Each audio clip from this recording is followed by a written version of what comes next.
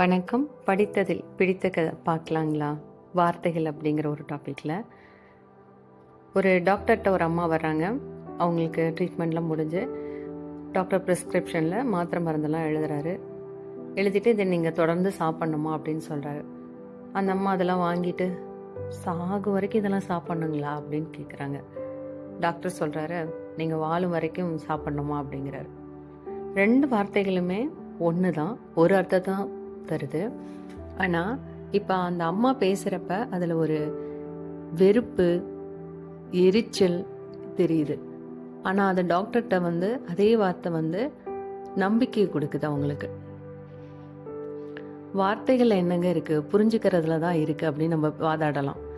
ஆனாலும் சில வார்த்தைகள் குணப்படுத்தும், சில வார்த்தைகள் ரணப்படுத்தும்.